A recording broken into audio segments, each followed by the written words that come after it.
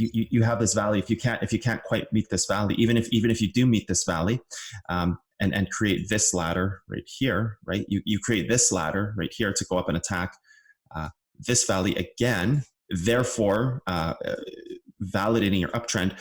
The moment you don't, you have created another problem completely. You have created another trend that you are having as compression, another trend that you have to break. So it's not to say that you can't. This is getting a little messy. We'll back it up a bit here. It's not to say that you can't have this moment here like this, where you have created this trend here, like that, right? This has validated the uptrend, right? It's not, so this is what's going to happen. This is the event that happens. You pull back against the uptrend, right? You can't hold it. You pull back against it. You can't hold it. And this is where you draw your line saying, okay, what happens here? You've lost the uptrend here. So this invalidates this, right? So you've lost support. You've lost support while laddering down, while also creating another trend against it, right? So now you're laddering down, and we'll actually look at a few coins that have done that. Well, actually, you can see this. And this is the end of any uptrend. Like, this now starts to go into the side of advanced accumulation and how you see the ending of uptrends. This is where you'll see the ending of uptrends, is where you can't back attack valleys. This is where accumulation stops. So looking at the opposite side, this arc of it, this is where accumulation stops. So this fundamentally causes a problem, how you've drawn it. And you can see why, because in a situation where you have done this, right? And then you have, okay, so you've come back here, you've created your uptrend, you've started to come up. If you touch this, guess what can never happen? That trend that we drew from here to here can never exist, right? It's not having to overcome an obstacle. Just like the same idea of the more you drop, the more of these levels you drop, the more work you're going to have to do to gain it back. So think of Bitcoin, and the more levels that you have created in between 10,000 and 3,000, the more you are going to have to undo. The more things you put in the way is the more things you're going to have to move out of the way in the future. So every time you have one of these valleys or levels like this, is just another confirmation that you need to attempt, as to where if this was, comes up to this valley here, and it creates this trend, right? This is something you have to constantly attack on a larger time frame in order to continuously moving up. Otherwise, what happens the second that you come down and you're following this trend, and fine, you bounce off this trend, and this is exactly what Bitcoin is doing right now, actually, and it's doing this. This is fine, because this is not creating a downtrend. But the second you do this is what happens. You have created a form of compression which only time can break. Only time can break that form of compression.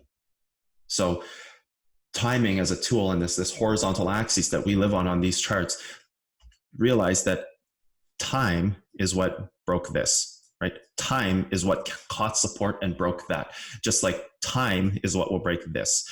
Just like time is what will compress you against this, right? It's another level that you would have to therefore gain, which when you have to gain this level, it will typically bring you back to this valley. So two outcomes happen, right? You either go through this squeeze here, right, where you have broken this with time, right? You see how you've moved through this with time. You've broken that, releasing one of the binds of this move.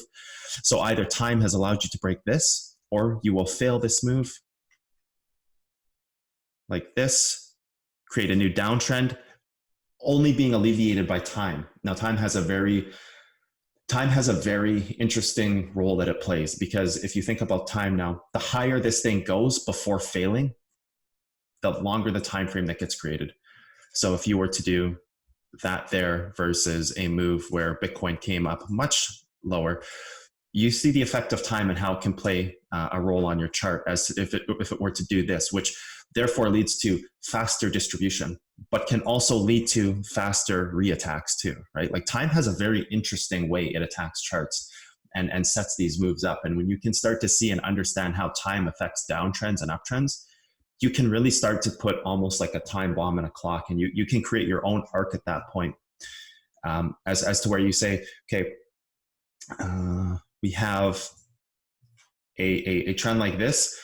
We understand the constraints of time against this versus something like this. We understand that in this scenario, there's a lot of things that happen. One, this has a lot more room to breathe, right? So it has a lot more room to move up and down, therefore making this move a little less sharp in its attempts to gain and lose levels. And something like this, where you have a more immediate effect of time, this means that you had a level somewhere, and you touched it once, and you came down, and you technically held a ladder, and all you did was completely fail against that move, right? Like that's the point where trend is created. That's like imminent failure. This is showing like a sharp downtrend, as opposed to something like this, where you actually came up, laddered, came here. Maybe you did some kind of pattern like this, where you had this here, like that, another pseudo trend, and you touch this, and this becomes that final trend that rejects the move. But in all of these scenarios, notice how you're creating downtrends against an uptrend, right? Because if you don't attack the level, that's it. If you don't attack this, let's step that forward actually. If you don't attack this level here, you simply create a downtrend. Like you are simply creating a downtrend against an uptrend, which is compression, which is failure of a move. So when you go back and look at this 1, 2, 3, 4, 5 pattern, there's a lot of nuances in between it, right? Like this is what I rewind to yesterday, and let's talk about this for a second. And I told you guys, don't learn 1, 2, 3, 4, 5 pattern. Don't go on your charts and do this in one way, and in the way you will do this is to start seeing this whole entire cycle and understand that, oh, this is actually breaking out of a long-term trend. Like Loom looks insane right now, but it's also being reflected in the price. Like other people are seeing this, and so what, 30 and 40 Bitcoin injections are coming down here because they are seeing this. So yeah, like Loom looks good. So why is it moving up? Well, it's moving up because it's about to break a long-term distribution cycle and start to enter accumulation, right? So let's just delete all this and use 1, 2, 3, 4, 5 as a guide in terms of starting to see it on your charts, but don't get married to the issue that everything has to go through 1, 2, 3, 4, 5, this specific hard set criteria, because by doing that, what you won't see is you won't see the nuances, how I just explained, how you can have a cycle break like this, come up here, do this. You won't see all the nuances that if this is that valley right here, sure, right here, and this is level, you won't see all these different nuances in the moment. All you'll do is tunnel vision this setup, and you'll set up an outcome for yourself that has to, you'll predispose yourself to setting up an outcome that is only ever true, and you'll never see where it fails. As to where something, it comes and attacks this, creates this new trend, comes here and does something like this. Like this is failure, right? Not back attacking this valley again is failure. You'll never see this piece of it here. If you're so concerned that you're fractally searching for some points of validation, that's fine. It's good. It's a good training tool. But if you get too tied to this fractal information like this, or sorry, not seeing the fractal information, you'll never see failure on the smaller time frames, because you'll be so married to the idea that this must break out. Like a lot of times people would get married to this idea right now that Loom is in a must breakout moment and it's just time to buy.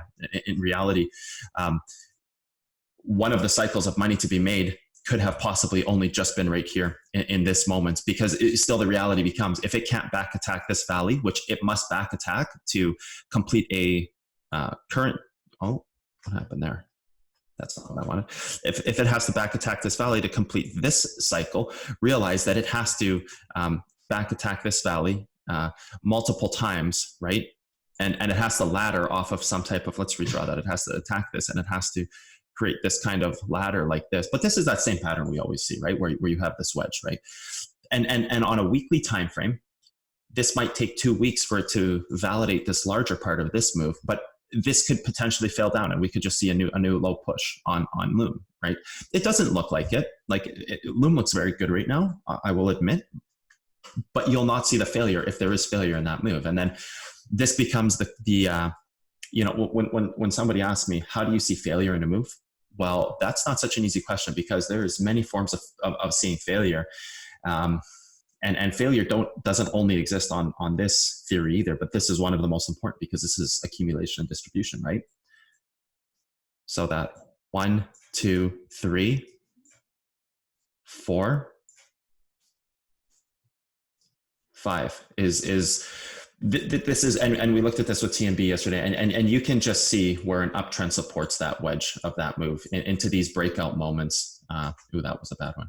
Into these breakout moments where you get wedged into this kind of situation like this, right? You just get wedged into this situation, and then all of a sudden you break out. Well, this is why, because it's completed a distribution cycle and it has entered the realm of accumulation, right? Yeah, no, accumulation and distribution cycles. When you really break it down and look at some of these more basic terms of laddering, and you start attaching these advanced theories to them, you could see you start to make this switch between. I kind of use that word historian, being a chart historian, because yeah, okay, look how easy this is to draw. Fine, sure, no problem. It takes 2 seconds, but this doesn't equate to making money in the moment, right? Like that's the challenge, is that you can mark this on a chart, but unless you can see it in the moment, it's that defining line between conceptuals and execution. Conceptually, this all makes sense, but execution is the side of this that makes people money, right? So if you can't complete the execution because you only understand the conceptual, it will never help you. It will just validate for you positively over and over and over and over, but never allowing you to make money with it, right? You can mark out these valleys, and you'll see the same thing every time. And now what you'll see every time you look at a chart now you'll see this side of it. You'll see the uptrend, and then you'll see the larger uptrend attacking these bigger levels, right? Like you have one right there, right? You can see it right there. You have one right here. You can see it right there. You have the next one right here, right? You can, and we'll just get rid of that downtrend but like you can see the distribution cycle trying to end here. Like this is, and we're on a 1 hour time frame. So this is the distribution cycle trying to end, right? This is the exact same thing we just talked about. All we're doing is looking at a coin that's moving up today right now, and giving you these arraying trends, right? Like these arraying trends that it's giving you, right, into these points of attacking. And you can see where fundamentally the issue lies as soon as you can, like as soon as you break this downtrend. And we'll go to a 4 hour here. You can see where the issue lies, breaking that downtrend, right? Like you can see these trends that you're breaking across all time frames, right? And how these distribution cycles are ending, right, to break, to create their uptrends. But you can see where the issue lies, as if you were to never have back attacked this valley. Technically, you've just laddered down, right? Loom looks really good now, but ultimately, Loom will have to test this. Actually, what time frame are we on? The daily? Ultimately, Loom will have to test this. Otherwise, it's just laddering down daily still. It's so identical to Bitcoin's move, as if to where Bitcoin, if this was 3,000 in Bitcoin and this was that weekly level, like it has to attack this or it can't move up. It's just as simple as that, because technically if you don't back attack this, technically you've just laddered down to here, right? So it's just a matter of breaking it down fractally and finding the pieces of this chart that are showing you failure versus success. There's 2 parts to buy now. You have admitted defeat against improperly seeing the bottom. So that becomes an egotistical question, right? If you does this look like a good buy? Yes, because you still have where's date and price range? Here we go. You still have a range of 16%. So is buying now good? Yes, it is good if we can back attack this daily. Egotistically, I would look at this and I'd say, well, I could have made 37% had I been smarter and bought a better range, right? So this becomes something that, yes, it can be good. Yes, it can be bad. Hey everyone, how's it going? As you know, I'm now giving out some of this content for free that I was otherwise charging for the past little while. Yeah, drop a donation, subscribe to the channel, join Patreon. You'll get access to Discord. Great way. Lots of top level traders in there, people who are doing this for a career every single day. So go to Patreon, join a tier, get access to Discord. Go on Reddit, talk about future of trading, talk about the science of trading, talk about cotton candy, socials, everything you can. Let's help this thing grow. It's the way you guys can thank me for giving out this content for free that I was otherwise charging money for. So I'll leave a Bitcoin address on the screen. I'll leave the Patreon address on the screen. Just do something to help out. Okay, thanks guys. Take care.